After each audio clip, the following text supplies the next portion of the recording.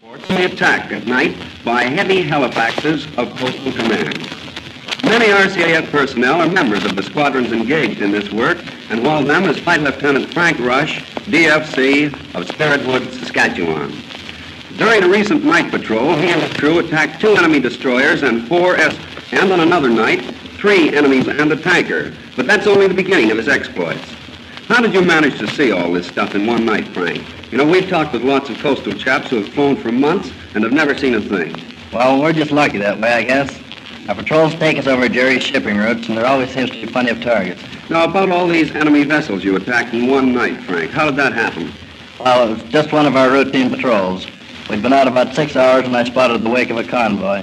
Besides that, we could see the flak bursts and tracer, and from that we gathered there were about 6 ships. They proved to be 2 enemy destroyers in Oslo, and they're 4 escort vessels. The flak was pretty thick, about the worst I've ever seen. But we got through it all right and went into attack. It was 10 tenths cloud at the time, so we had the bomb and instruments. We couldn't tell whether we got a hit or not. After that, we started the wave for all we were worth and made for home. Mm-hmm. Well, that sounds like a pretty good effort, Frank. And I suppose there is every possibility that you did get a hit. Well, we hope so, anyway. Now, I think you'd better tell us about that night that you attacked the 3 enemy merchant vessels and the tanker. That's right, isn't it? Yes, we had a better show because we straddled the tanker with a stick of bombs and we saw one of them connect. Now, how about the other aircraft? Another aircraft attacked before we did, and we could see his flares and bombers. He didn't seem to catch on fire, but I don't think there'd be much left of his decks after it hit with one of our bombs. Well, I think you had yourself a bit of a time once with 3 enemy merchant vessels, isn't that right? Yes, this is my pride and joy. Uh-huh. Tell us about it, will you, Frank? It was just another one of our regular patrols. We had been out about 4 or 5 hours, and the weather was bang on. Our wireless air gunner, Flying Officer Zumar from Ottawa, spotted the riding lights of 3 vessels heading south, leaving Oslo for Germany. They were about 3,000 tons each. We tried to make a flare attack, but flak got too hot, so we broke it off and attacked with the light of the moon. We went into attack along the length of the ships. They were doing a lot of waving, but didn't do them much. We saw 2 direct hits and 4 land very close. On the way out, we saw billows of smoke going up, which makes us think we may have sunk that one, although, of course, that's not official. The other 2 likely went back to port. Well, I don't wonder you're proud of that one, Frank. Sounds like a darn good night's work.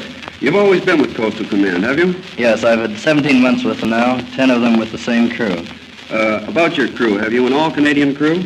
No, an Australian nav bomb aimer, 2 Canadians, Flying Officer Bruce Lord, Vancouver, and Flying Officer Rube Zumar from Ottawa. The rest are RAF. Uh-huh. Tell us, how long does an average trip last for you Coastal Command fellows in helis? Usually about 10 to 11 hours. They get pretty stiff at the end of it. We haven't got the same space the fellows in flying boats. Personally, I take the old heli any day. They're great kites for the job we're doing. I'll say. How do you get along for grub on a 10-hour trip, Frank?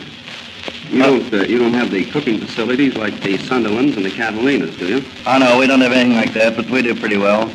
We usually have bacon and eggs or something like that before we go, and the same when we get back. And during the time we are airborne, we have flying rations consisting of thermos bottles of tea, sandwiches, chocolate, and orange juice. Mm-hmm. Well, thanks very much, Frank, for telling us your story, and congratulations on the swell job you and your crew and all the fellows in Coastal Command are doing. You've just heard an interview with Flight Lieutenant Frank Rush of Spirit Wood, Saskatchewan, who is a pilot of a Halifax flying with the Coastal Command Squadron operating in Great Britain. Now it's time to say goodbye to you all from London.